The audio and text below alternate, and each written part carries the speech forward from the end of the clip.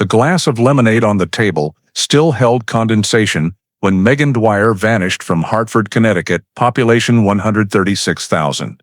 The summer of 1982 arrived with humid rain and thin fog drifting along the Connecticut River. At 10:46 p.m., Megan's neighbor, Dorothy Hale, peered through her kitchen window and saw the 20-year-old University of Connecticut student wave goodbye before stepping into the silver Pontiac parked out front. Megan had just left an end-of-term party, her brown hair catching the yellow glow of the street lamp. The older woman watched the car turn the corner, its headlights blending into the thick fog shrouding the Bulkeley Bridge. What happened in the next 58 minutes would haunt Hartford for 40 years.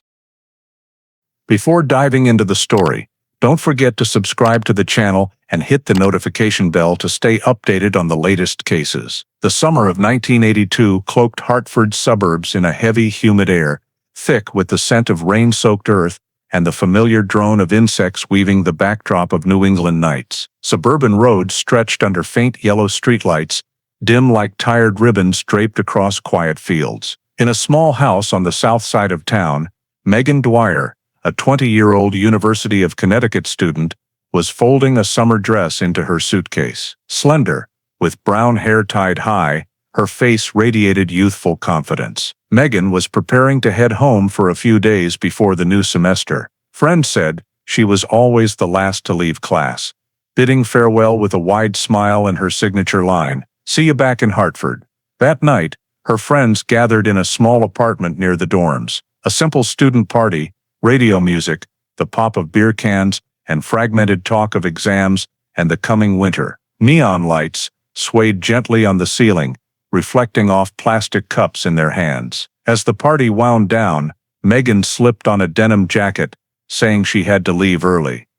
"Mom's getting up early to bake, don't want to keep her waiting." No one thought it was the last time they'd hear her voice. She stepped outside, the night's heat wrapping around her, the breeze carrying exhaust and wet grass. Her silver Pontiac Bonneville was parked under a tree, its body reflecting the apartment's lights. She opened the door, started the engine, and moments later, the taillights dissolved into the misty haze along the highway. It was a night like any other, until the next morning, when the Dwyer house remained silent. Breakfast on the table had gone cold, Megan's chair empty. Her mother called her friends. No one knew where she was. Her father paced the living room, listening to the phone ring endlessly before falling silent. As daylight slanted through the curtains, they knew something was wrong. By noon, they called the local police, the mother's voice trembling as she gave her daughter's name. From that moment, a new page appeared in Connecticut's thick case files, the first of a disappearance that would span 40 years. The missing person report reached the Hartford Police Department by early afternoon. The duty officer jotted a brief note. "Female 20 student, left campus last night, hasn't returned home. No signs of foul play, no distress call, just a gap in the map between Stores and Hartford." Still, per protocol, a rapid response team was formed. They began by tracing her usual route, Route 84, cutting through the suburbs, linking UConn's campus to central Hartford. Two lead officers used a paper map to mark every turn, gas station, and highway exit where a car might stop. They requested traffic records for accidents, but none were reported that night. By afternoon, the search expanded. 2 patrol cars, a K-9 unit, and 4 local volunteers joined in. A helicopter scanned the Connecticut River, checking the bridge banks where people fished or rested. Strong winds rippled the water, reflecting harsh sunlight. Under the Bulkeley Bridge, a possible route for Megan, officers found fresh tire tracks pressed into wet grass. The tracks dug deep, heading toward the riverbank. A few meters away lay a plastic cup, pooling rainwater, and beside it, a small white fabric scrap with a gray oil stain, possibly from an engine or a dirty hand. Near the water's edge, the ground dipped, showing faint skid marks, as if someone had struggled to keep balance before slipping. Crime scene technicians carefully placed rulers, photographing every detail. They sealed each item in plastic bags, numbered, and marked coordinates on a map. A young officer probed the riverbank's depth with a stick, finding nothing unusual. The K9 unit roamed the bank, sniffing around the tire tracks before returning, showing no strong reaction, no scent of blood, no trace of a body, only damp earth and river water lingered. As dusk fell, golden light bathed the area. Officers continued searching until dark, flashlights sweeping tall grass and reflective water. Volunteers walked the route backward, questioning rest stops and diners. At an Esso gas station, an employee recalled a young woman with brown hair buying water and gas the previous night. She was alone, said thank you, and drove off. Nothing seemed off. The witness signed a statement, vaguely describing her build and the silver Pontiac. The only lead confirmed Megan had passed through, heading home. After that, everything vanished. The next morning, the search team dove the river near the bridge, using grappling hooks and underwater cameras. Murky water and strong currents revealed only logs and metal debris. They paused at noon, filing a preliminary report. Initial conclusion: no clear evidence of foul play, no direct victim-related items found. On the third afternoon, winds shifted, clouds gathered. Officers returned to the bridge's grassy patch for a final check. The tire tracks remained, hardened into cracked ruts. Overlapping footprints from police, dogs, and volunteers turned the scene into a chaotic mess of human steps, chasing something intangible. They marked the area with yellow caution tape and withdrew. Patrol cars roared to life, their low hum fading into the wind. As the grass fell silent, only rustling dry leaves and water lapping concrete bridge supports remained. In the fading dusk, the faint tire tracks lingered like small scars from a rushed search. In that day's final report, the team leader wrote briefly, "Victim not located. Area requires further monitoring." The dry words marked a line between hope and doubt. The search ended, but the questions began. 3 days after the search paused, a Bulkeley Bridge maintenance worker called Hartford Police Dispatch. He reported a car left in a vacant lot near the river, used only by workers. A silver car, lightly dusted, front wheels sunk slightly in mud from overnight rain. He thought it belonged to a fisherman, but up close, saw it was locked, empty. The car sat silent in the lot, sunlight glinting off its glass like forgotten metal. The report was relayed to the team handling Megan Dwyer's disappearance. 1 patrol car was dispatched, then 2 more. The narrow, gravelly path to the lot crunched under tires in wet mud. As officers stepped out, the air grew heavy. One recognized the silver Pontiac Bonneville, its license plate matching the report. They cordoned off the area. Yellow tape encircled the car, numbered markers staked into damp ground. The doors were locked, no signs of tampering. Lights off, gear in park. Megan's leather wallet lay on the passenger seat beside a beige purse. Inside were cash, Idaho, a small notebook, and lipstick. No signs of theft or rummaging. The driver's seat was pushed back farther than usual, set for someone at least half a hand taller than her. A technician noted, "Seat position possible adjustment by another person." On the rear window, angled light revealed a long smudge, like a hand sliding, faint but showing clear direction. It started at the top right corner, dragging diagonally downward, as if made instinctively in the dark. Rain over days had left a thin moisture layer on the metal, preserving dust and unseen marks. A technician, gloved, scanned the glass with UV light. Part of a fingerprint emerged under the purple glow, cloudy but clear enough to sample. Inside, no signs of struggle. The back seat was tidy, the trunk empty. The floor mat held patchy, dried mud. A faint smell of oil and rubber hung in the air, typical of an old car left standing. Officers logged details: steering wheel position, gear shift, door locks, fuel level. The gas gauge showed half a tank, meaning the car hadn't traveled far. The dashboard clock was stuck at an unclear number. 1980s electronics often failed in humidity. An officer sat in the driver's seat to test the view, noting the rear view mirror was tilted sharply right. A small detail, but enough to suggest someone else had been there. Outside, the ground around the car bore fresh and old shoe prints mixed with construction vehicle tracks. Police marked the area, sampled soil, and took angled photos. A technician crouched, carefully collecting grass stuck to the front bumper, sealing it in a plastic bag. On the hood, round water droplets sat undisturbed, proof the car had been still for at least 2 days. No one had started it, no one had opened it. When the inspection finished, the car was covered with a white tarp and assigned a case number.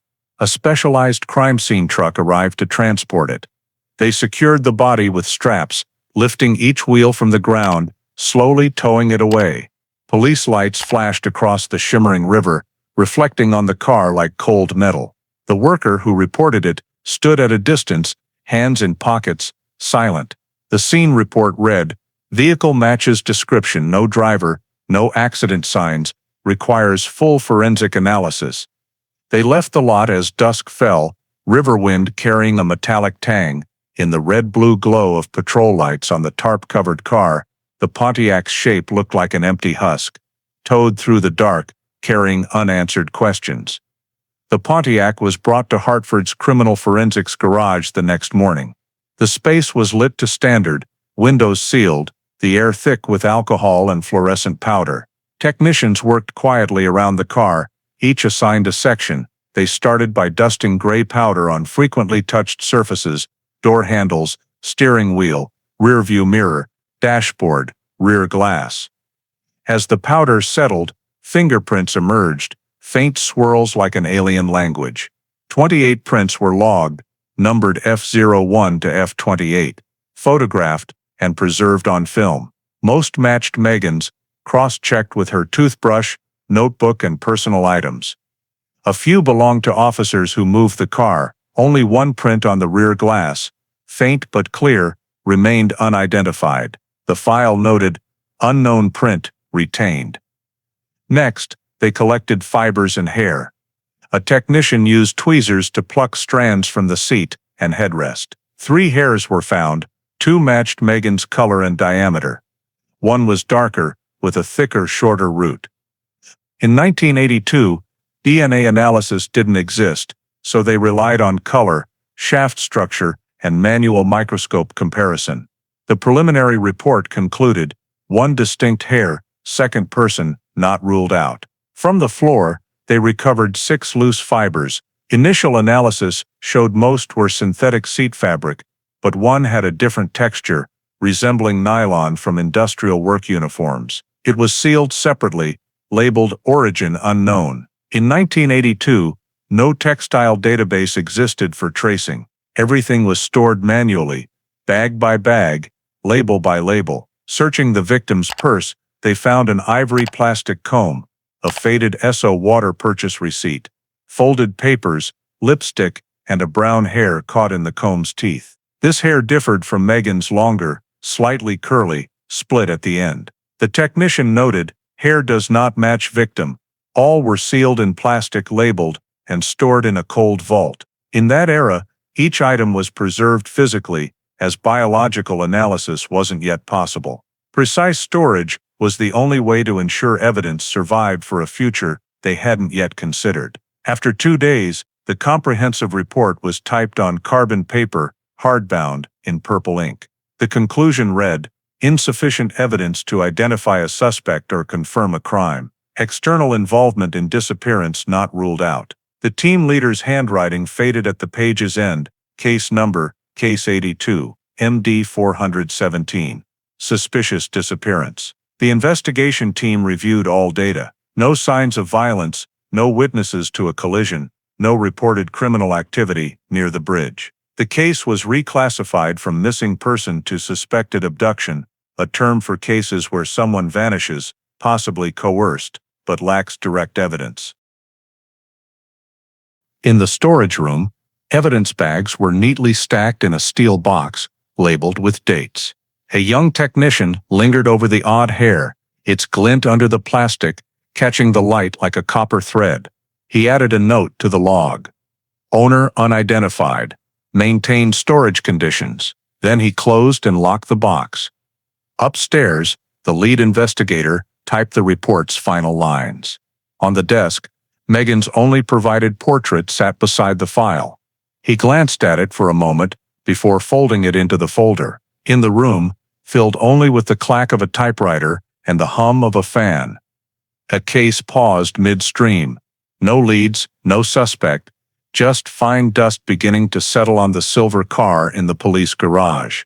An evidence item sealed, a mystery sealed with it. After the forensic exam, the case returned to Hartford Police's main investigation team. They began the human sifting phase, checking everyone connected to Megan's timeline from leaving campus to the car's discovery. The initial list had 20 names: an ex-boyfriend, classmates, frequent Route 84 drivers, and residents near the Bulkeley Bridge. Each was called to the station, questioned, recorded, and signed statements. Their stories aligned.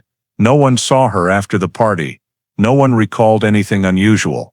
A few vaguely mentioned she sometimes took a scenic riverbank detour, but none were certain. They knocked on doors around the bridge, home to maintenance workers and fishermen.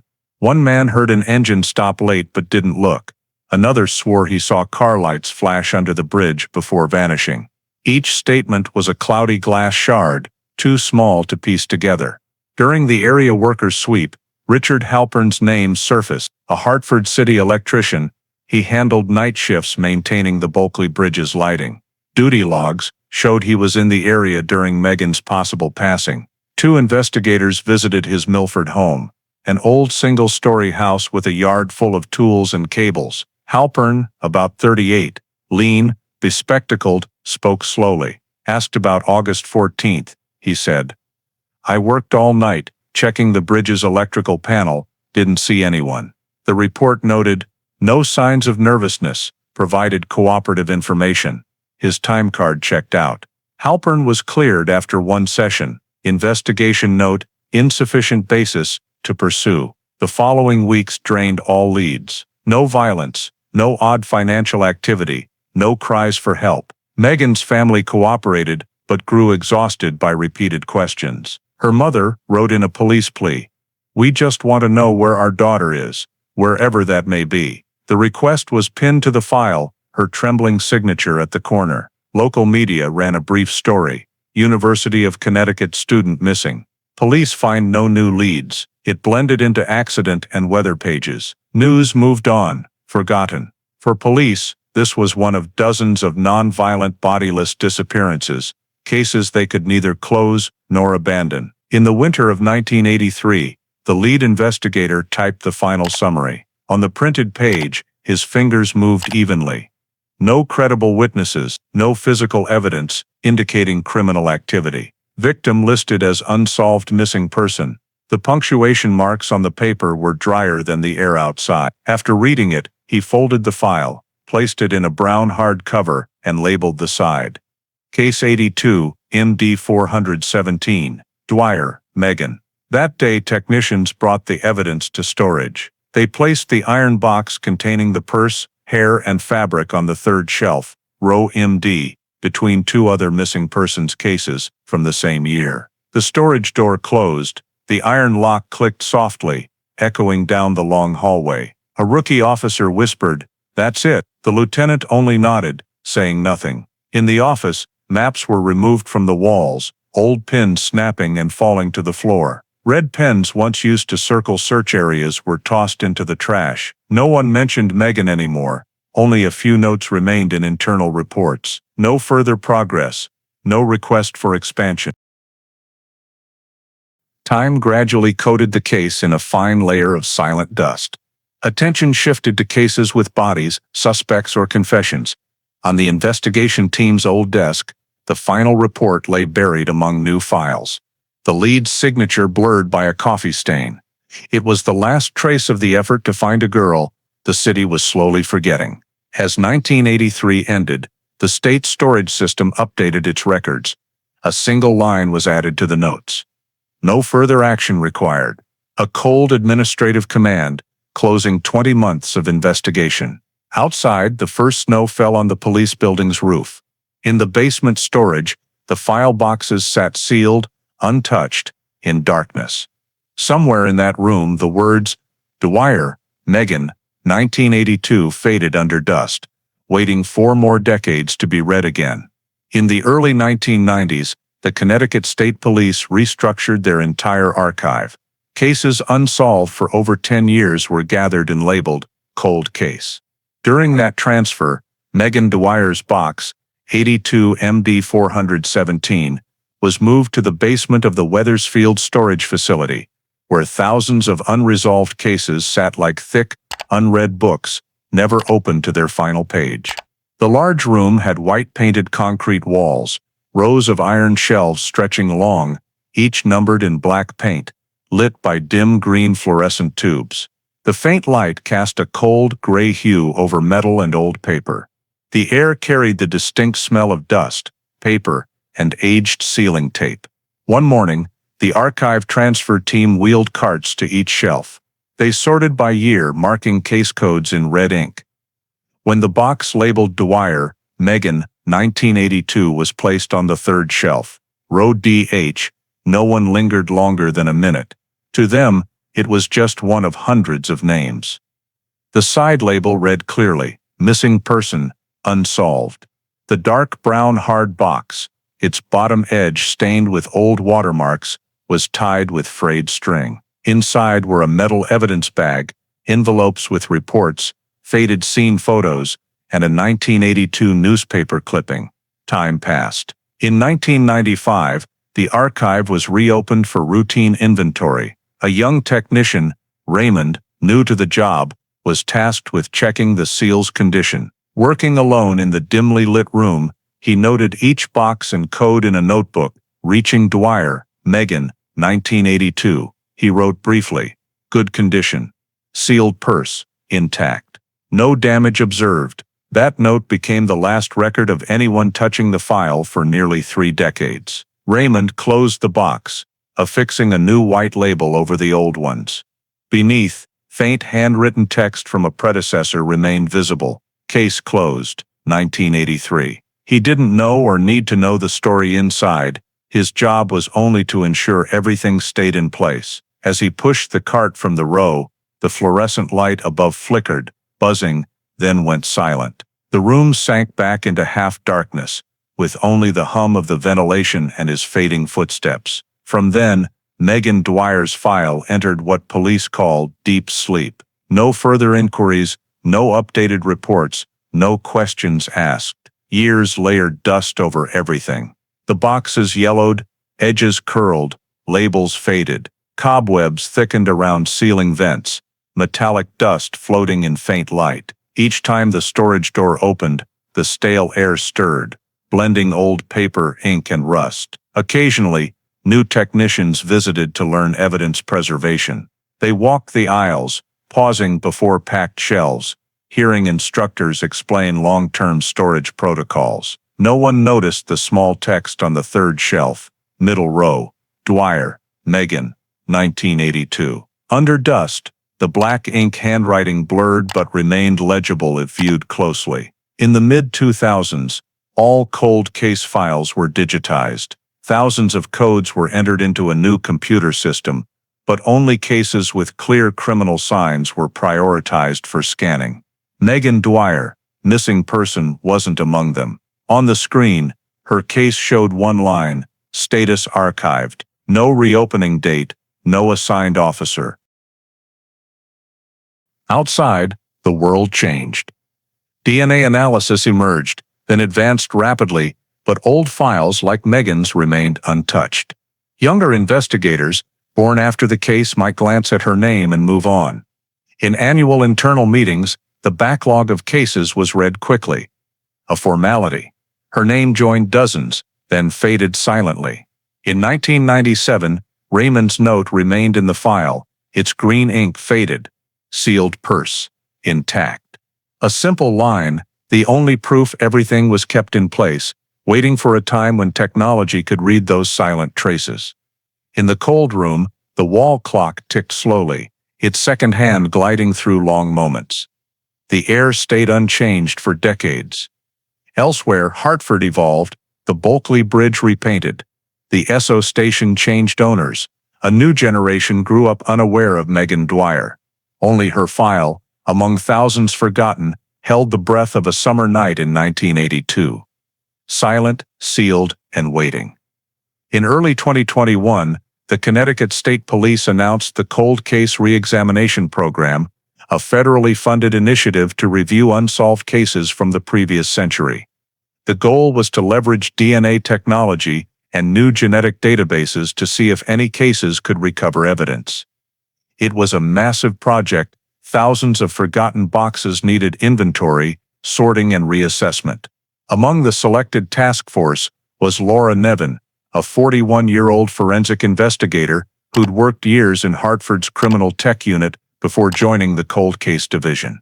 Not the most senior, she was known for her patience and knack for spotting seemingly minor but significant details. Nevin's small office glowed with white fluorescent light, casting shadows on a desk strewn with files. A Connecticut map on the wall was dotted with red pins marking missing persons cases from the 1970s to 1990s.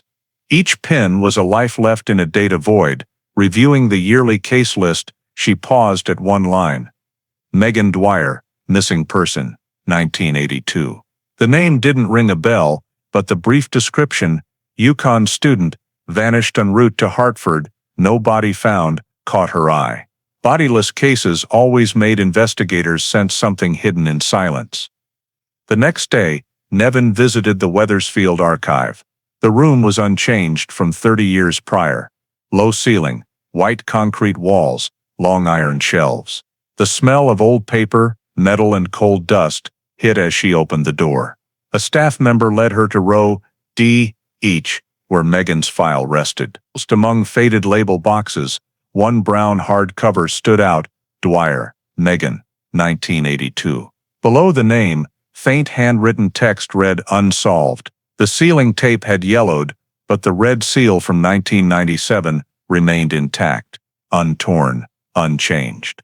Nevin, gloved, gently peeled the seal, opening the lid. Inside were a metal evidence bag, 3 paper envelopes, and faded scene photos meticulously arranged per 1980s standards. She pulled out the old report, reading typed lines, 28 fingerprints, 3 hair samples, 6 fabric fibers, insufficient evidence to identify suspect. Beside it, a 1997 technician's handwritten note, sealed purse, intact. She opened the evidence bag. Megan's beige purse retained its shape, the leather hardened by time. Inside were a plastic comb, faded lipstick, an SO receipt, hairs in a glass vial, and 6 fibers in separate envelopes. The silent items, dusted lightly, seemed to hold an unfinished story. Nevin stared at them, then wrote in her notebook. Evidence well preserved, potential for biological recovery. Leaving the archive, she paused in the hallway. In the pale light, thousands of boxes stretched like a graveyard of forgotten cases. She knew, without action, these traces would sink into oblivion for decades more. Professional instinct urged her to reopen the case. The next day, Nevin emailed her supervisor, requesting permission to send the evidence to Quantico's federal lab for new DNA testing. In her attached report, she wrote, samples intact, high likelihood of biological traces. No body, but physical evidence viable for analysis. Recommend priority. 2 weeks later, approval was signed. She and a technician resealed the box, labeling it forensic DNA testing, priority 3. A specialized van left headquarters in the rainy afternoon, red lights reflecting on wet pavement, the box secured in a steel trunk in the back seat.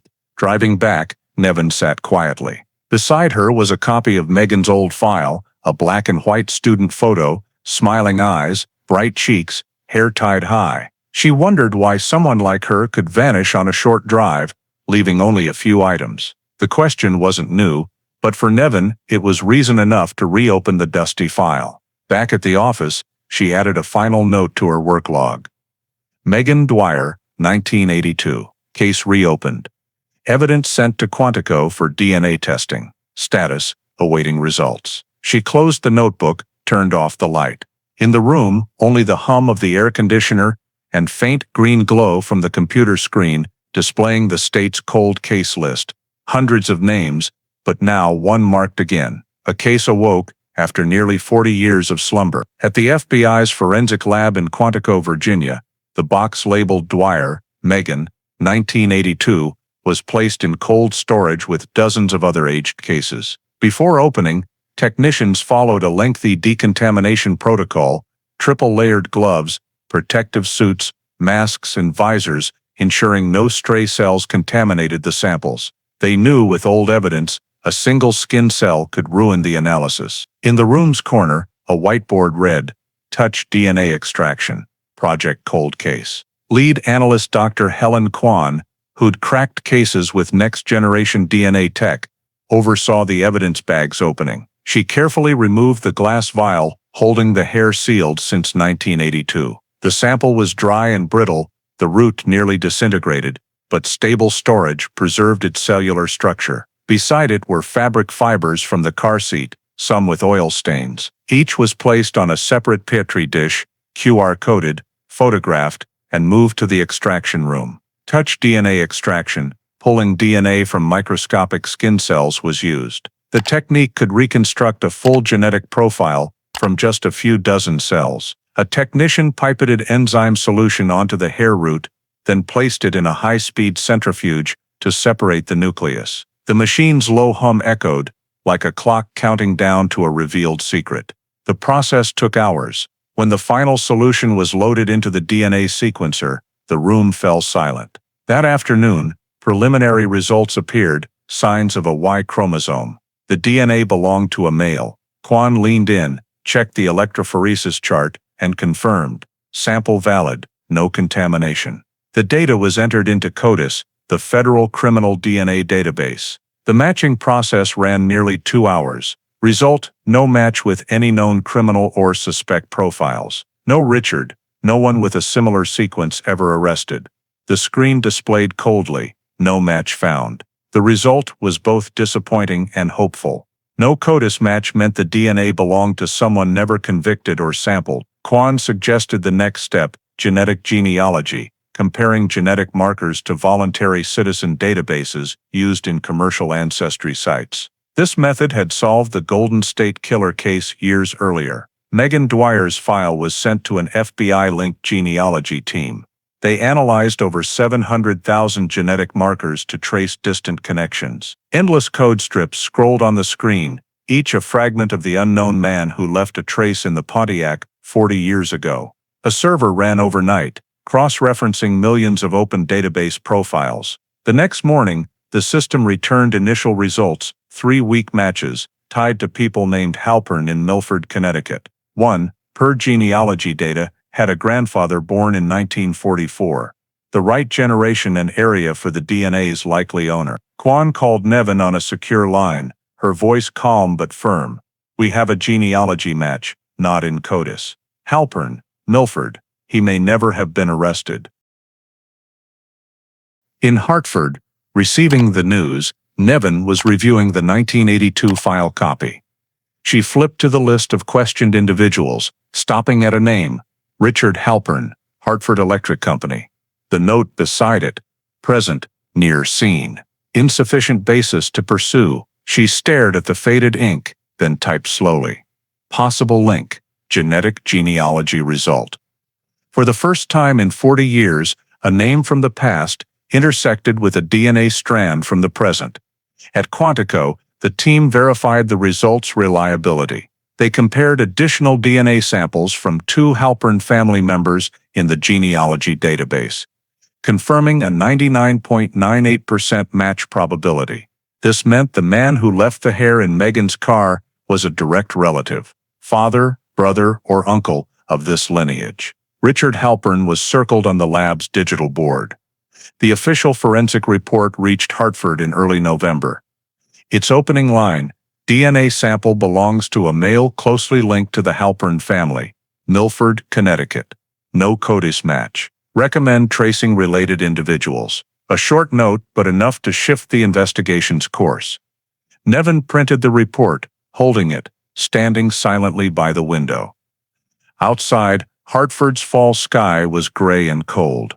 From the parking lot below, Sirens wailed intermittently. In her mind, Megan's old photo resurfaced. Youthful eyes, neat brown hair. For 40 years these traces had waited, silent, for the moment technology could hear their story. That evening, she sent the report to State Command. In a brief email, Nevin wrote one line, Dwyer case, 1982. Male DNA result, linked to Halpern family in Milford. Request to reopen investigation. That night, the digital file was marked Priority Case. Active investigation. In Hartford's basement, the cold case storage light flickered on. Other boxes remained still, but one brown box labeled Megan Dwyer was pulled from the shelf. The cart's wheels echoed down the long hallway, mingling with the distant sound of the first winter wind. A case thought dormant began to breathe again, through science and the persistence of those who believed no trace truly vanishes. Hartford's administrative records were stored on old microfilm. When the state investigation team requested the 1982 employee list for the electric utility network, Richard Halpern's name appeared almost immediately. The entry was simple: electrician, Municipal Works Department, Bulkeley Bridge area. The adjacent column noted his shift, night shift August 14th, inspecting lighting and backup power systems. That date matched the night Megan Dwyer vanished. As Laura Nevin read the data, scattered pieces began to connect. Halpern's name not only aligned with Quantico's genealogy results, but placed him at the scene, at the right time, in the right job, and now, at the right age to be the man from 40 years ago. Nevin dug into everything about him. Personnel records described Halpern as a long-term technician, handling bridges and public lighting. Colleagues called him meticulous, quiet, rarely social outside work. No wife, no children during that period. In Milford, where he lived, Halpern had retired in the late 1990s. His small gray house on Maple Street blended with hundreds of others, neatly trimmed lawn, curtains drawn. Neighbors described him as reserved, an early riser, walking the block each morning, occasionally fixing neighbors' wiring, never drawing attention. But amid the dry personnel notes, one detail stood out. In June 1986, Richard Halpern was briefly arrested for public harassment of a woman. The case didn't lead to charges. The woman withdrew her complaint after 2 days, saying she didn't want to make a fuss. The file concluded, insufficient evidence. Case closed. For an ordinary worker, it might be a misunderstanding. But for someone present at the right place, on the right night, a girl vanished. The detail carried weight. Nevin pulled Halpern's 1982 ID photo. A tall man, short black hair, sunken cheeks, metal-framed glasses. His face held the coldness common to those who worked alone, among steel bridges and high-voltage lights. Expressionless faces, not entirely empty, just accustomed to darkness. The team gathered more civilian data. Halpern, born 1944 in New Haven, grew up in a working-class family. After technical high school, he served 2 years in the military, then joined the electric industry. Tax records showed a frugal life, no unusual accounts, no frequent moves. Everything about him was unremarkable, almost deliberately traceless. One afternoon, Nevin drove to Milford's residential area. She stopped outside Halpern's small house, observing from a distance. An old license plate hung on a beige sedan, the kind elderly people drove. A yellow cat napped on the steps. The scene was so calm, it was hard to believe this man could be tied to a chilling disappearance 40 years ago. But Nevin wasn't looking for appearances. She cared about fingerprints and DNA, both now pointing one way. Back at headquarters, the tech team finalized a supplemental DNA comparison between the 1982 evidence and Halpern family samples in the genealogy database. The result confirmed a 99.87% probability that Halpern was the source of the male DNA in Megan's purse. The report noted direct genetic link error probability under 0.1%. At this level, random chance was virtually zero. Nevin sat at her screen, reviewing the chain of facts. Male DNA in evidence, Halpern family in Milford. Richard Halpern, electrician, on duty the night of the disappearance, once arrested for harassment. She reread the report's conclusion. Recommend further investigation of Richard Halpern, born 1944, Milford, Connecticut. The simple line slowed her pulse. This was no longer a vague lead. That night, as offices went dark, Nevin stayed late. On her desk, black and white copies of the old file sat beside the color-printed DNA report. She flipped through scene photos, the riverside lot, tire tracks, the silver Pontiac. In one, a blurry worker in utility gear stood in the distance, labeled #23, worker on site. Back then, no one noticed. Now, looking back, on site seemed to name the man they were chasing. Nevin printed Halpern's file, placing it beside Megan Dwyer's photo. Two faces, separated by 40 years, now met on her desk. One had vanished without a trace. One had lived a life in silence. She added to the internal report. Propose opening preliminary investigation on Richard Halpern. Contact State Attorney's Office for data access warrant. As she shut down her computer, the wall clock neared midnight. Outside, light snow fell on Hartford, coating the streets in quiet white.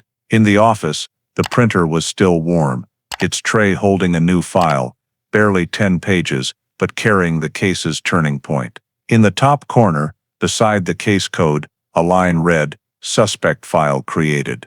Richard Halpern." The Megan Dwyer case officially had a name. The digital forensics room of the Hartford State Police sat in a newly built structure, its glass walls gleaming and rows of servers humming steadily. In early December 2021, the imaging team was tasked with restoring a reel of evidence from the Megan Dwyer case. 1982, an 8mm film from an Esso gas station security camera from the night she vanished. The old reel-to-reel camera recorded only a few frames per minute. The tape was dry, edges curled, magnetic coating nearly faded. They used a rehydration method, humidifying with ethanol vapor in a sealed chamber to soften the film before playback. A technician, gloved, adjusted an antique projector, its cloudy white light sweeping across a silver screen. The first images appeared, blurry, grainy, speckled with noise, but recognizable: a late-night gas station, canopy, two pumps, a figure passing briefly, and distant car lights flickering.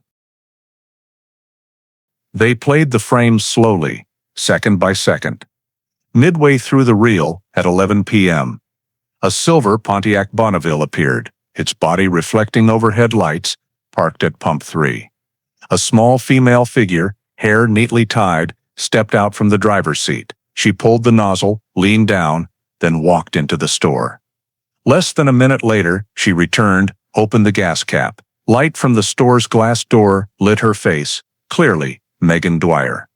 She placed a water bottle on the car roof, paid, and started the engine. The technician froze the frame, zooming in on the area behind Megan's car. At the right edge, a white truck entered the station's lot. Tall, single cab, with a faint lightning bolt logo on the door, Hartford City Electric's emblem. The truck parked 2 pumps away, headlights off, only a dim yellow cabin light glowing. Then, a man stepped out, wearing a light gray work uniform, holding paper or a map, heading toward the store. The image shook slightly, then cut. When the camera stabilized, Megan's Pontiac was gone, but the white truck remained in place. Nevin watched, eyes glued to the screen. She requested the technician rescan each frame and switch to digital processing. Software denoised, enhanced contrast, and clarified the license plate. After hours of filtering and reconstruction, the result emerged, patchy letters forming ELC 84-2. The technician paused, zoomed closer, and nodded. That's the remaining plate. Nevin didn't need long to confirm. ICLI was the code for Hartford Electric Company vehicles, where Richard Halpern worked. To verify, she requested the municipal department's 1982 vehicle list. In the records, truck ELC 842 was registered to the Bulkeley Bridge maintenance team, Halpern's area. The vehicle was decommissioned in 1991, but records remained intact. The document's text matched the plate seen on the tape perfectly. The research room fell silent. After months tracing DNA, they had physical evidence, a real image capturing a moment when two people existed in the same space. The victim and the man driving the utility truck. Nevin ordered a reconstruction of the route using current GPS data. The tech team used 3D simulation software, overlaying restored images on a Hartford satellite map. The path from the Esso station to Bulkeley Bridge was under 12 miles, about 17 minutes by car. When old images were layered onto the modern map, glowing points marked Megan's stop and the Pontiac's later discovery, forming a straight line along the Connecticut River. In between, a small icon of the utility truck appeared, precisely at Halpern's assigned duty location. The footage was replayed in the cold case unit's meeting room. Lights off, a large screen showed grainy black and white frames mixed with modern color simulations. A technician's voice broke the silence. Frames 438 to 441. Utility truck appears. Plate ELC 84-2 matches Hartford electric registration, Bulkeley Bridge area. The room stayed quiet, only the faint hum of the projector's fan audible. Nevin, arms crossed, stared at the footage as the worker's figure crossed the frame, his hard hat reflecting light. She knew this was no coincidence. At the meeting's end, Nevin gathered all documents, printing 3 backup copies. In her report to the state attorney, she wrote concisely, "Visual evidence confirms the presence of a Hartford electric vehicle at the Esso station simultaneously with the victim. Plate matches the truck assigned to suspect Richard Halpern. Request to open criminal investigation phase." That night, she sat alone in her office. On the computer screen, a still from the tape was enlarged. Megan beside her car, her face a blurry patch of light, the white truck half in shadow behind. The vehicles were mere meters apart, a fleeting moment unnoticed for 40 years. Now, through those trembling seconds of footage, the past began to speak. She saved the image to the digital file, naming it Frame 441. Esso Station, 1982. Outside the window, Hartford's sky darkened, streetlights reflecting on glass. In the room, the screen held the final frame. The utility truck. Its cabin light just extinguished. A moment frozen between eras, linking a disappearance to a man who thought he'd escaped for 40 years. Mid-December 2021. With the Esso footage restoration confirmed, Nevin's team turned to the last original evidence from 1982, the unidentified fingerprint, noted in blue ink as F14 in the old report. It read, "Taken from inner rear window, not matching victim." Since then, the print sat sealed in a plastic envelope, never re-examined, as in 1982, digital databases didn't exist. And by the 1990s, priority went to murder cases with bodies. That afternoon, Nevin visited the state's forensic lab in Middletown, carrying the envelope. Under white LED lights, she placed it on the table, removed her gloves, and took a deep breath. Chief Technician Miles Ortega carefully extracted the old, cloudy film, sliding it into a digital scanner. The device hummed softly, scanning each millimeter. The image emerged, curving ridges, deep grooves, clear splits. Ortega adjusted contrast, highlighting the central whorl. "This is a good sample," he said. "If it was shot properly back then, we can run it again." The sample was uploaded to AFIS, the FBI's automated fingerprint system, linked to national databases. As the search ran, the print's whorls, ridges, and intersections were analyzed against millions of records. The process took nearly 2 hours. Nevin sat behind Ortega,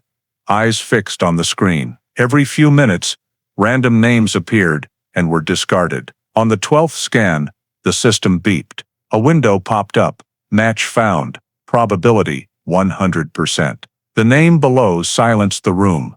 Richard A. Halpern, D.O.B., April 11, 1944, Milford, Connecticut, record 1986. Ortega muttered, "We didn't find anything new.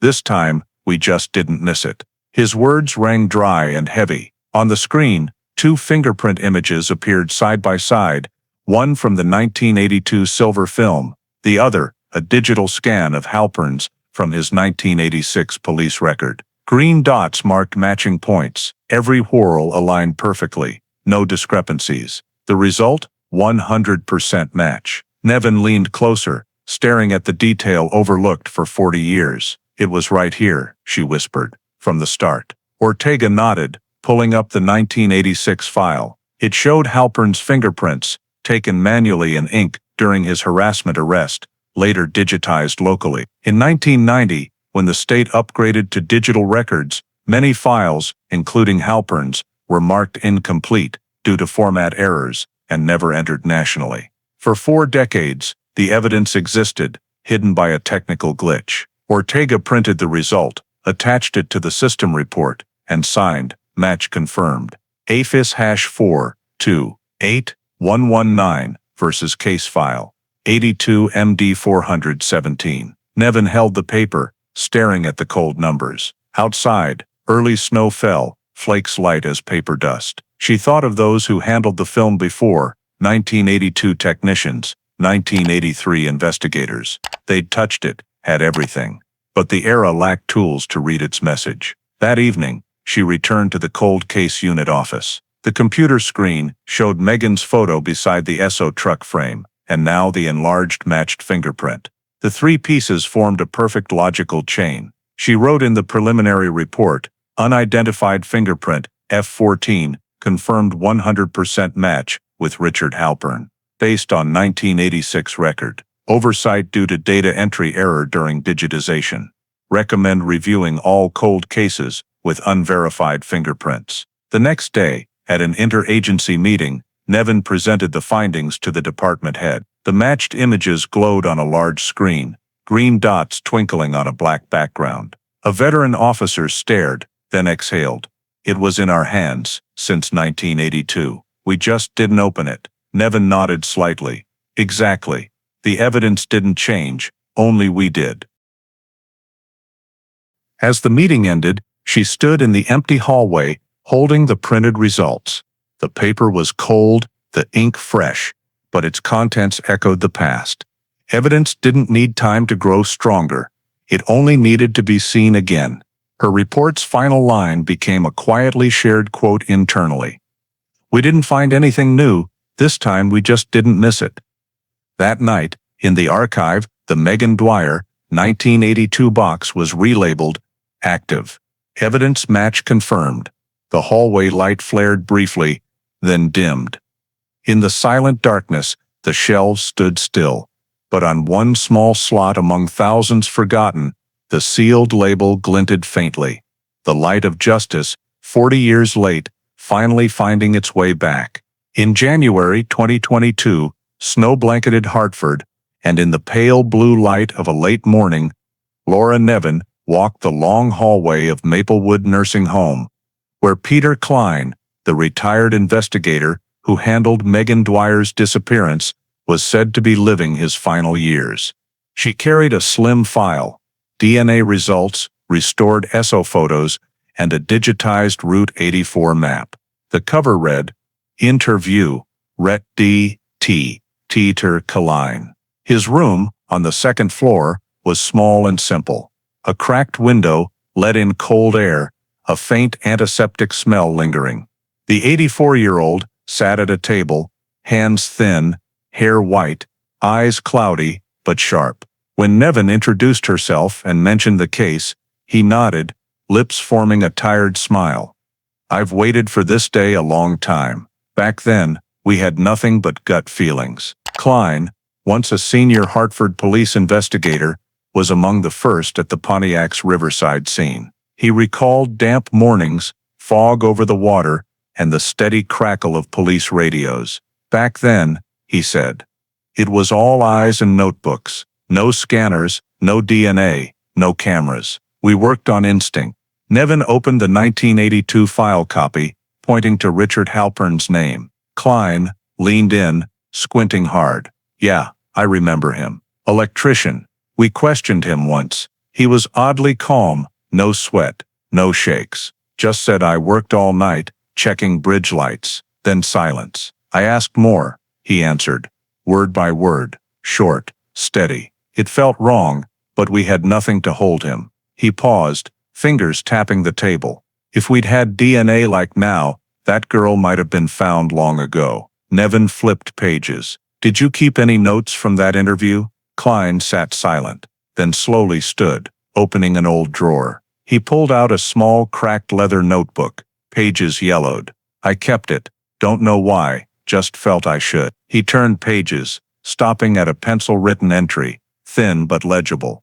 The 14th of August 82, 2340. Suspect, Richard Halpern, Electric Company. Present at Bulkeley Bridge, oil and cement dust on sleeve. Small scratch on left wrist, no signs of panic.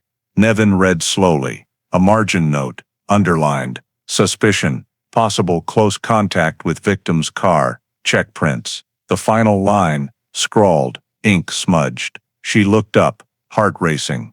You noted a wrist scratch? Yes, he nodded, but no one cared. We took photos, stored them, then the case sank. She opened her laptop, showing Quantico's genealogy DNA results. See, the male DNA in the evidence matches the Halpern family in Milford, and the fingerprint confirms it's him. It all points back to where you stopped. Klein stared at the screen, his cloudy eyes glinting in the window's dim light. He chuckled softly, voice low. So justice does have a memory. We got old, but the truth didn't. He carefully tore the notebook page, folded it, and handed it to Nevin. Keep it. I held it for 40 years. Now it's your turn. She took the paper, feeling it tremble between her hands. The old handwriting matched everything science now confirmed. Halpern's left wrist scratch could be from opening Megan's car door, a detail once ignored, now a perfect fit with the rear window fingerprint.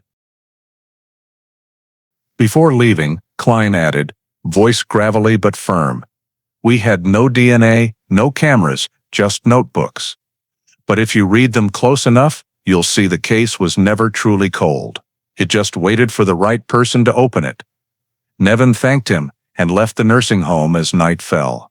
Snow drifted lightly, yellow streetlights stretching across wet pavement. She paused by her car, rereading the note. The line possible close contact with victim's car, check prints, stood out under the streetlight. A reminder from the past. Back at the office, she scanned the note, saving it with the DNA file. Automated handwriting analysis confirmed the writing date matched the F14 fingerprint sealing in the original file. Everything aligned, people and facts. Nevin added a new entry to the report. Supplemental witness statement, Ret. Ditat. Peter Klein, 84. Confirms questioning Richard Halpern on the 14th of August 82. Note on left wrist scratch aligns with F14 fingerprint location. Original document transferred and verified. She saved the file, leaned back, and exhaled. Outside, snow fell thicker, blanketing the parking lot. In the screen's narrow glow, 1982's scattered facts now formed a clear logical chain, centered on a name scribbled in an old investigator's notebook 40 years ago. At Maplewood Nursing Home, Peter Klein sat by his window, watching snow fall. He whispered, as if to himself, finally, that girl has someone hearing her story. In March 2022, after nearly 6 months of review, analysis and evidence collection, the case, State of Connecticut. Richard A. Halpern was formally submitted to the Hartford Superior Court. On the judge's desk sat a file over 300 pages, containing the full chain of physical evidence, DNA, fingerprints, images, witness statements, and Federal Forensic Institute certifications. On the morning of March 4th, the court signed the order. Arrest warrant for Richard A. Halpern on 2 preliminary charges, kidnapping and obstruction of a federal investigation. The order was sent that night to the Connecticut State Police Task Force. A meticulous plan was set, quiet, unannounced. Richard Halpern, now 78, lived alone in a small Milford house, 40 miles from Hartford. The 2-story gray house had a wind chime on the porch, neatly trimmed grass.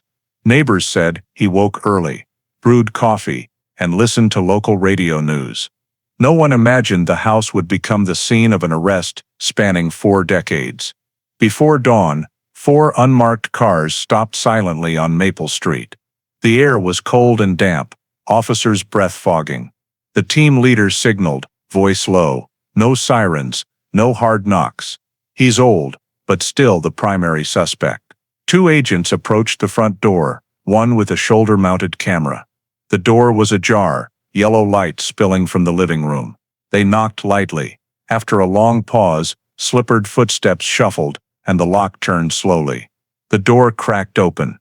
A thin, white-haired man in a thin sweater stood inside, holding a steaming coffee mug. No fear, no surprise. He looked at the officer's badge, his gaze eerily calm. The officer read clearly, "Mr. Richard A. Halpern, by order of the Connecticut court, you are under arrest for kidnapping related to the 1982 Megan Dwyer disappearance. You have the right to remain silent." The man sipped his coffee, set the mug on a table by the door, and said softly, voice hoarse but clear, "I thought I'd gotten away." No resistance, no questions. He extended his hands.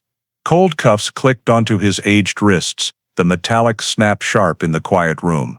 An officer reread his Miranda rights. Another began searching the house. Everything was orderly, books lined on shelves, electrical tools hung neatly in the garage. In a desk drawer, they found an old toolkit, screwdrivers, wires, rubber gloves, and a notebook detailing electrical projects from the 1970s to late 1990s. Among the pages, a faded note, shift 14/8. Bridge light check, Bulkeley. Outside, neighbors peered from doorways. A middle-aged woman, holding a newspaper, watched the police car parked in the yard. "He's so kind," she whispered. "Always says good morning."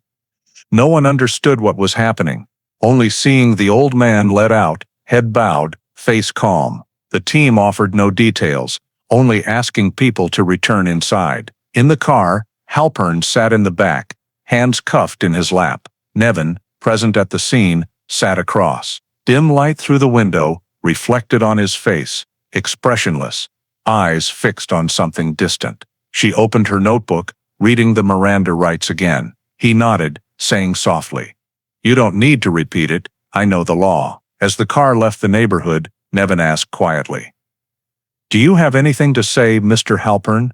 A brief silence. He smirked, half sigh, half smile. 40 years, do you know how long someone can live with a memory? Then he fell silent, turning to the window. At the Hartford State Police Headquarters, Halpern was taken to a third-floor interrogation room, pale gray walls, harsh fluorescent lights. The room allowed no escape from oneself.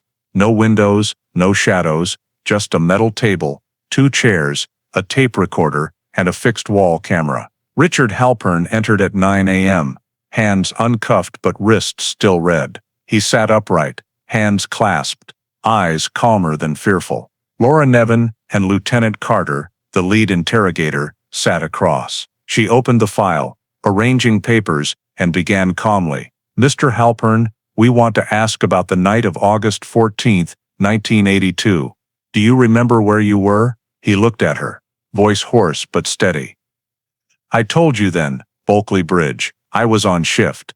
"Alone?" "Yes, checking circuits. No one else was there." "Do you recall between 10 p.m. and midnight?" Halpern frowned, answering slowly. "You want me to remember every minute of a night 40 years ago?" Nevin didn't respond. She slid a photo across the table, an enlarged still from the SO tape, Megan's silver Pontiac at the pump, the white truck with Hartford Electric's logo and partial plate, ELC 84, 2 behind. "Do you recognize this vehicle?" Halpern leaned in, breathing slowing. "My company's truck. Could be anyone's. Not many were authorized for night shifts. Records show only one person was assigned that area that night. You." A short silence. The only sound was the tape recorder's whir. Halpern leaned back, eyes shifting. Nevin continued. Voice even, "Do you know Megan Dwyer?" "No. Never heard that name." She placed another photo on the table, the Pontiac found by the river, a faint fingerprint on the rear window circled in red. "This is your fingerprint, taken from inside her car." Halpern raised an eyebrow, chuckling faintly. "You're saying I was in a car of someone I never met? Creative logic." Carter leaned in. "Give me a reason why your print is there." If you've got a good answer, we'll listen. Maybe a mix-up. Decades of storage, dust, technical errors, who knows? Nevin replied.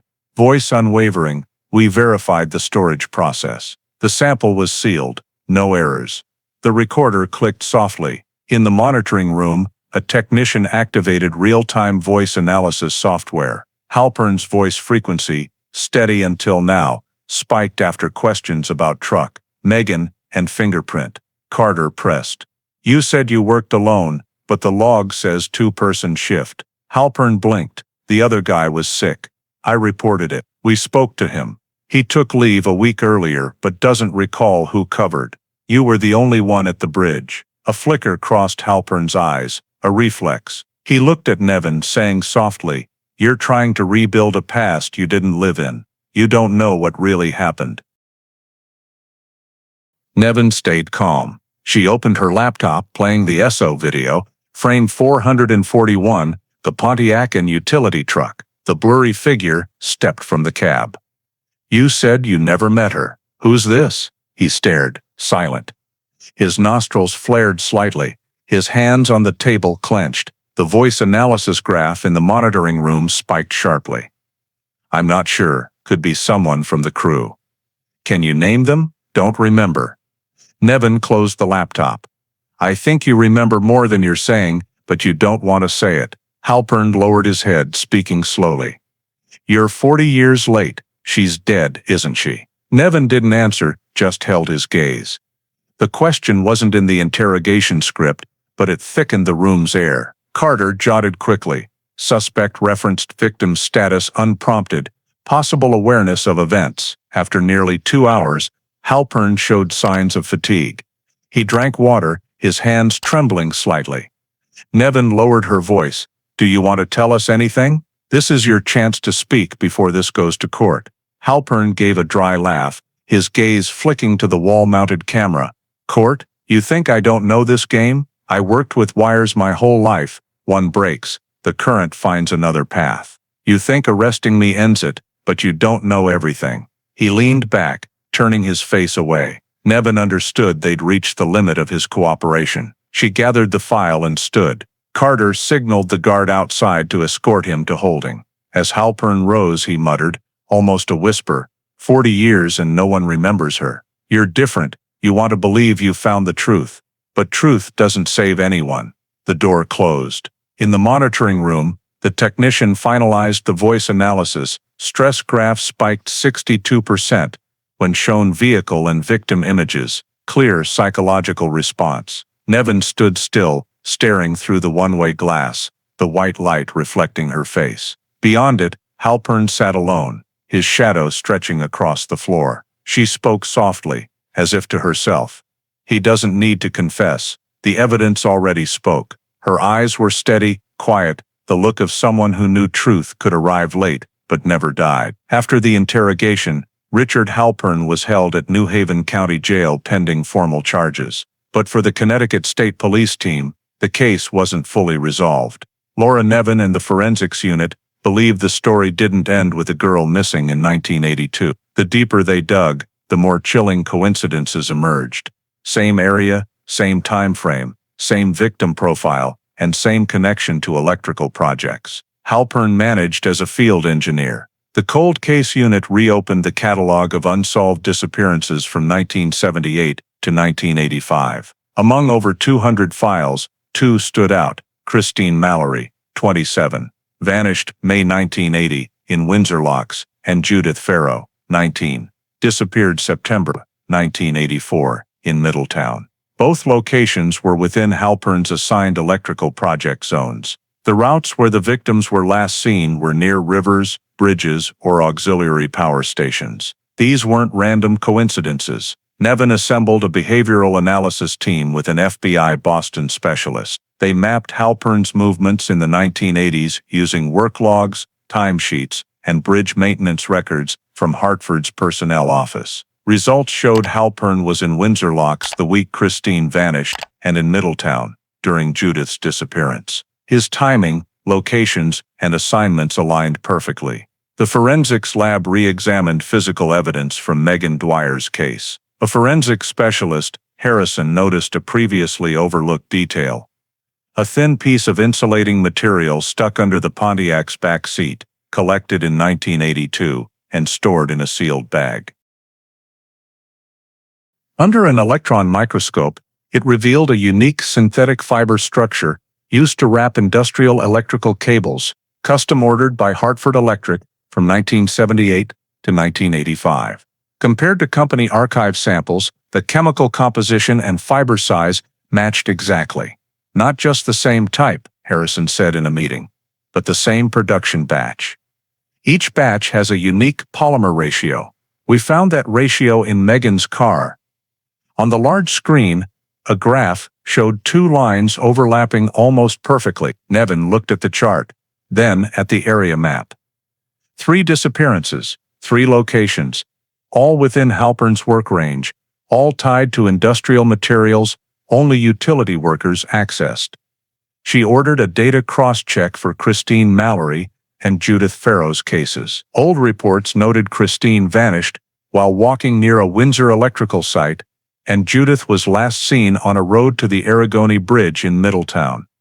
Both maintained by Halpern's team. In Christine's case, the sole witness reported a white truck with a lightning bolt logo parked near where her purse was dropped. Police investigated then, but found nothing. Nevin requested restored company vehicle photos to identify shift assignments. In Windsor Locks' 1980 vehicle list, the familiar plate reappeared. ELC 84-2. The same truck from the 1982 SO video, still managed by Halpern 3 years later. A logical chain formed. On August 14, 1982, Halpern worked the Bulkeley Bridge shift. 2 years earlier, he was near Windsor.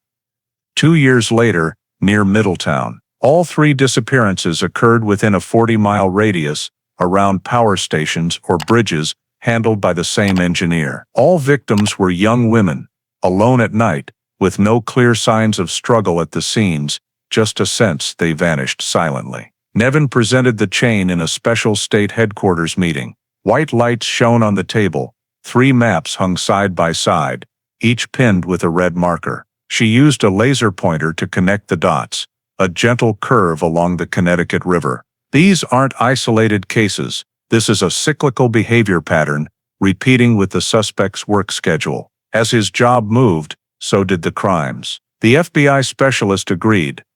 If true, this is a classic serial crime case, not impulsive, but planned, tied to familiar spaces. He used his job as cover.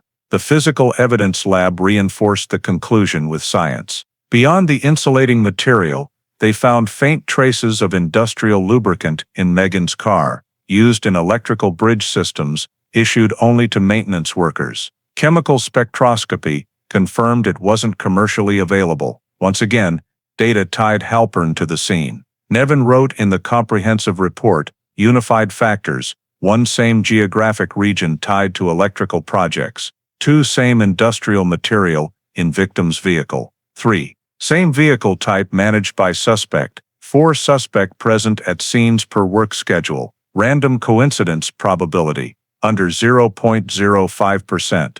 That afternoon, submitting the report to the state prosecutor, he read a few pages, then looked up. So we're looking at a series, not just one case. Nevin replied, yes, a pattern, spanning 4 years, repeated, precise, and ruthlessly silent. In her office, afternoon light streamed through the window, illuminating the Connecticut River map. 3 red pins glinted on the wall, linked by thin thread. She stared long, then whispered to herself, 40 years, 3 women, 1 hand. Somewhere in New Haven County Jail, Richard Halpern sat in his cell, eyes blank, staring at the concrete wall. Outside, investigators were closing the circle around him, with wires, materials, and the very lights he once powered, now illuminating his own guilt.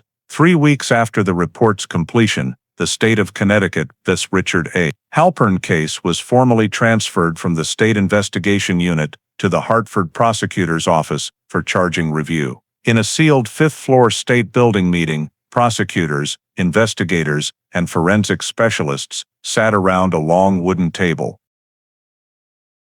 The large screen displayed evidence, DNA charts, perfect fingerprint matches, restored SO station frames, and Halpern's 1982 timesheets. Each piece, name and date was marked in red.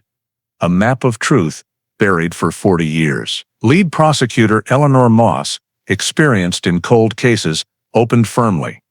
We don't have a body, but we have everything else.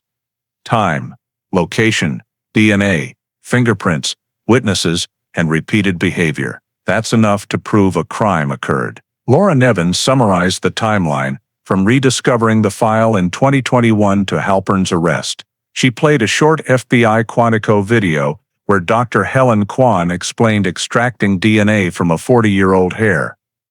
We found male DNA. Genealogy results confirmed a direct genetic link to the Halpern family, Milford, Connecticut. Error probability under 0.02%. Next, the state forensics team presented. The screen showed the fingerprint from the Pontiac's rear window, perfectly aligned with Halpern's 1986 scan. Technician Miles Ortega pointed to green intersection dots.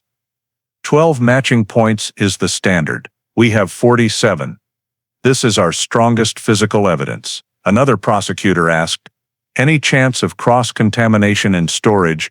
Ortega replied instantly, "None." The sealed envelope was intact. No signs of tampering. We verified DNA stability in storage conditions. All parameters align. When the final image, the SO station utility truck, appeared, the room fell silent. A young male voice from the table's end spoke, "That's circumstantial. It could be any company employee." Nevin responded sharply, "No, sir. Per timesheets and night shift vehicle logs, only one person was assigned ELC 84-2 that day. Richard Halpern." Moss flipped through the file, pausing at the behavioral team's conclusion, "Serial crime pattern. Repeated actions in areas Halpern worked, late night, female targets, alone. Evidence suggests he used his job to approach, likely kidnap, attack, and dispose of bodies near rivers." She looked up, voice clear. "We don't need a body to prove guilt. We need a chain of actions, and we have it."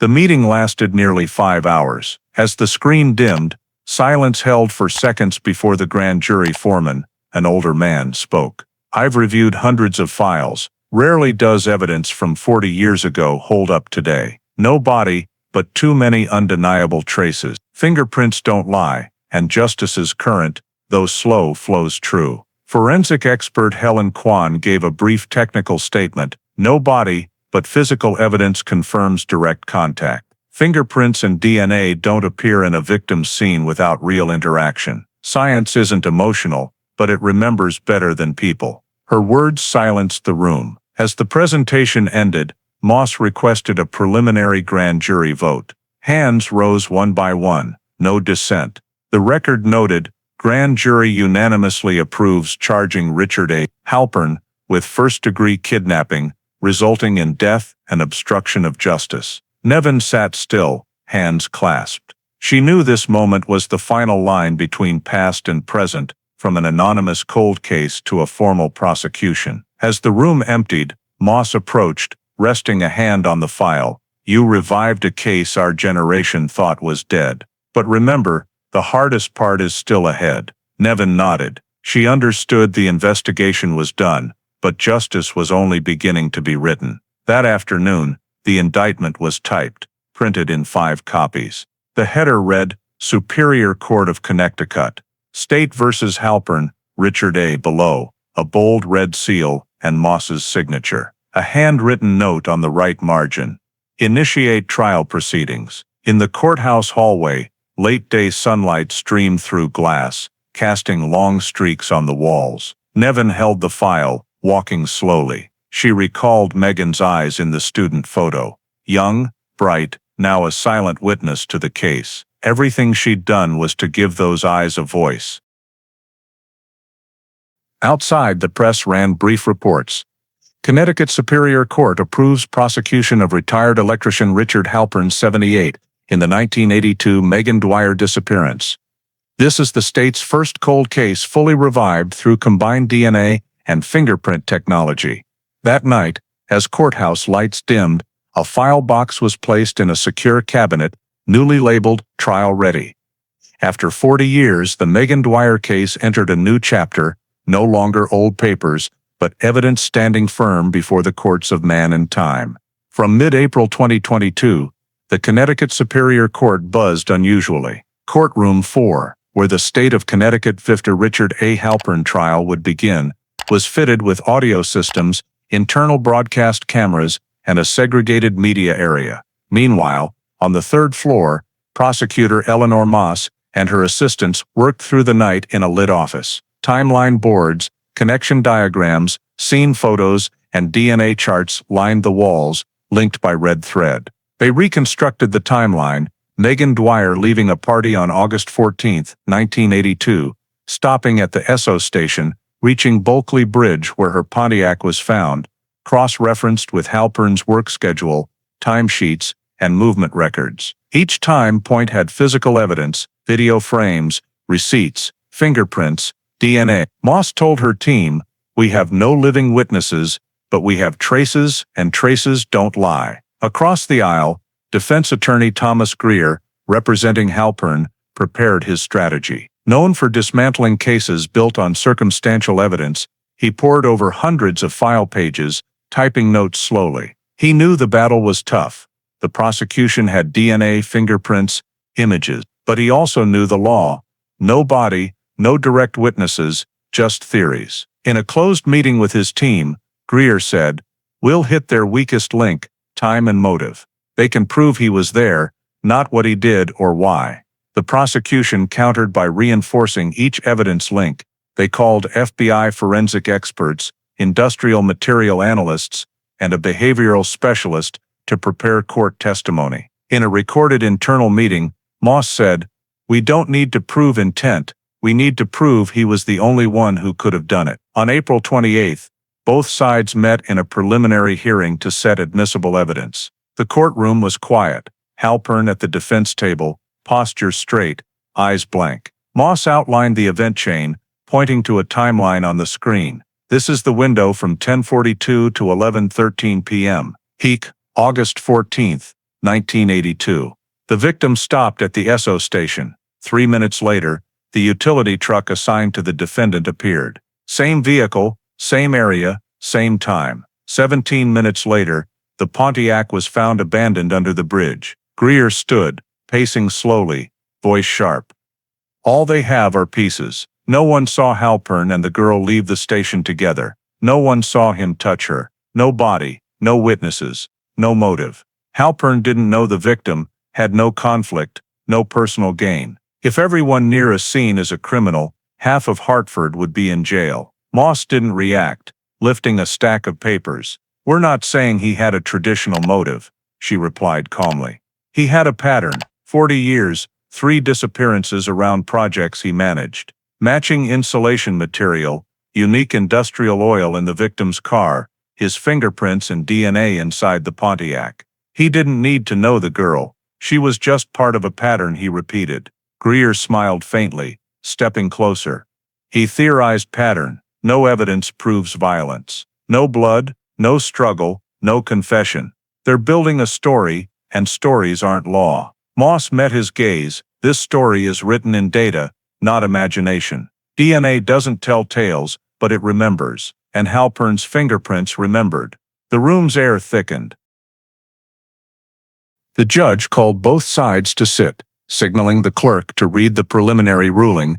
After reviewing all physical evidence, witness statements, and forensic results, the court confirms the case meets criminal prosecution criteria under Connecticut Penal Code 53 and 92. The gavel struck, dry and heavy. After the hearing, the prosecution team stepped into the hallway. Nevin stood beside Moss, watching through glass as Halpern was led away by police. He didn't look back, just walked slowly, cuffed hands glinting under fluorescent lights. Moss said softly, as if reminding herself, "They say there's no motive, but the real motive is 40 years of silence." That evening, in the cold case office, Nevin pinned a new calendar to the board, the trial date set November 7, 2022. She stared at it, feeling a heavy clarity. Every trace, number, and photo would stand in court to tell a story the dead could no longer speak. For the first time in 40 years, justice wasn't just an idea.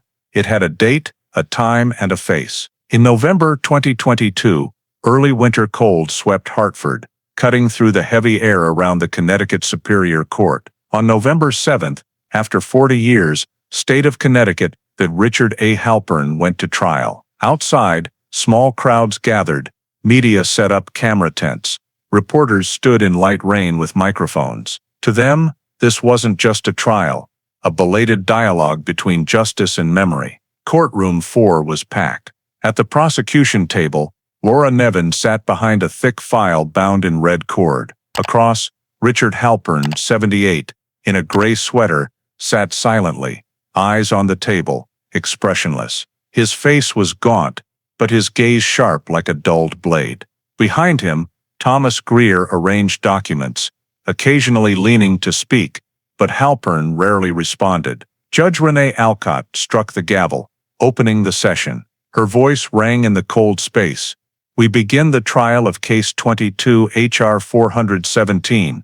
Defendant Richard A. Halpern is charged with first-degree kidnapping, resulting in death, and obstruction of justice. Prosecution, proceed. Eleanor Moss stepped forward, petite, her voice calm but weighty.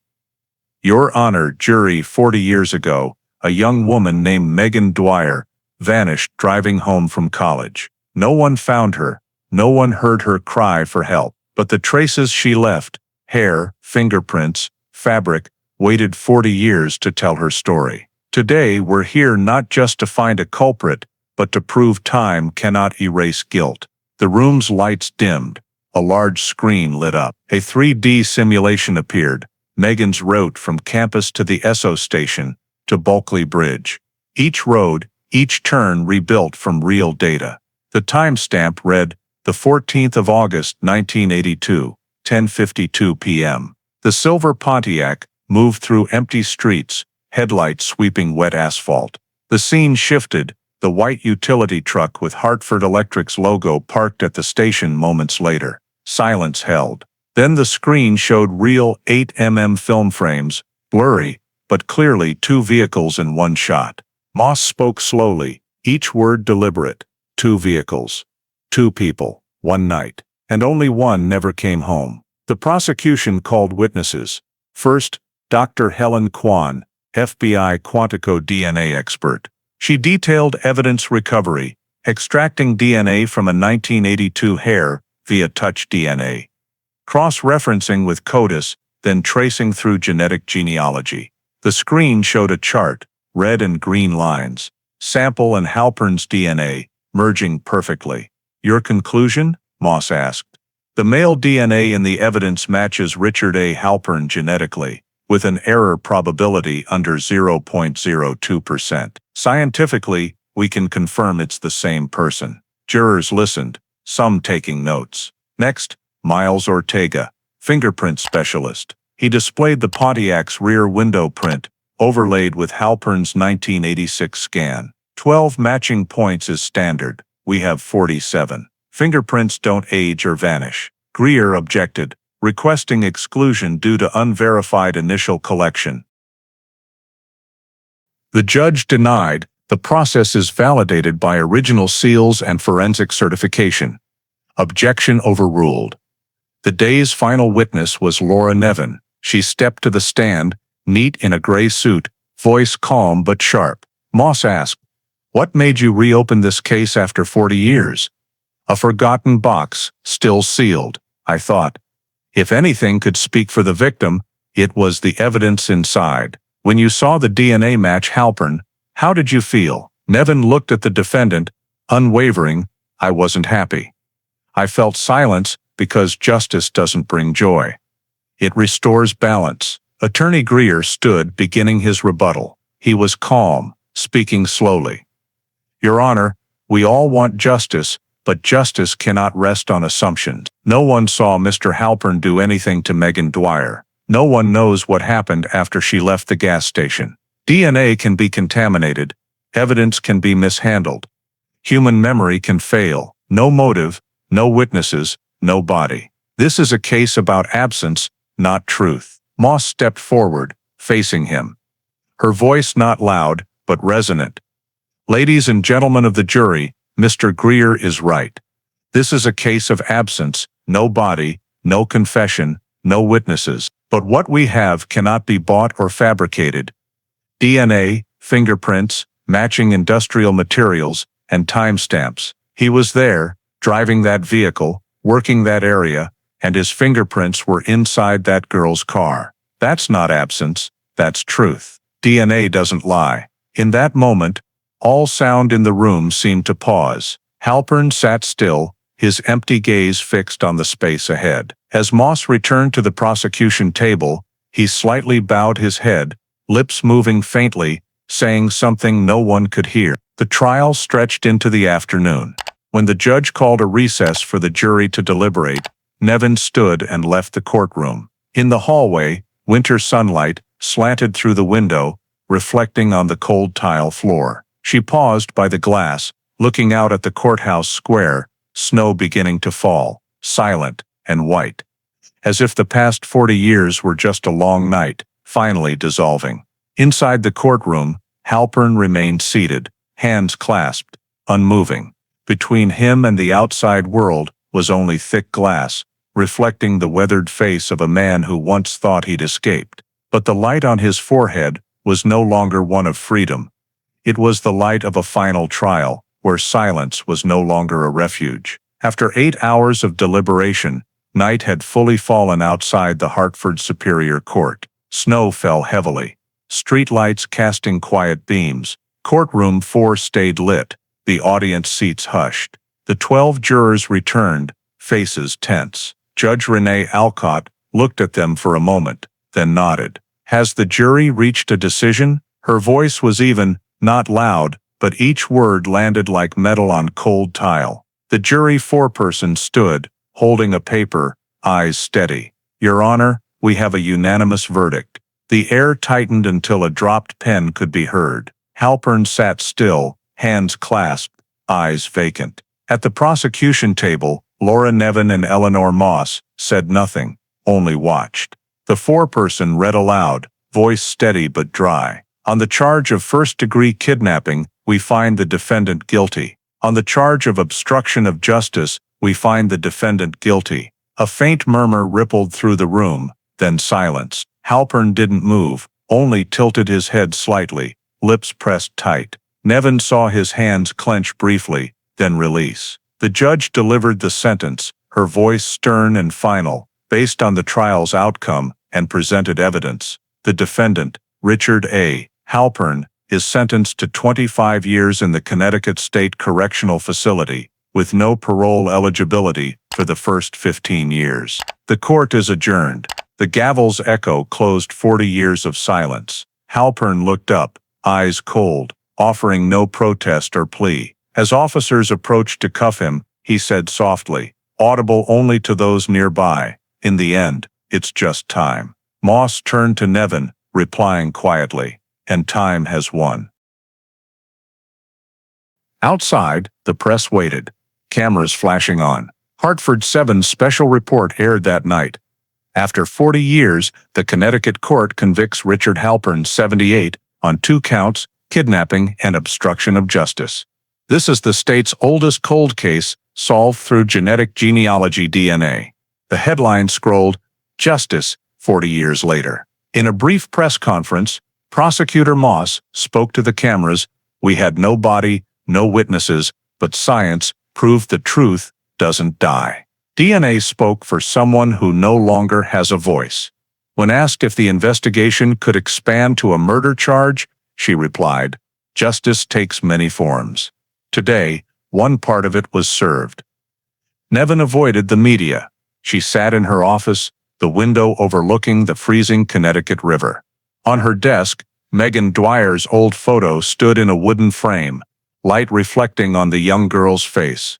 She pulled investigator Peter Klein's old note from a drawer, the trembling handwriting, suspicion of close contact with victim's car.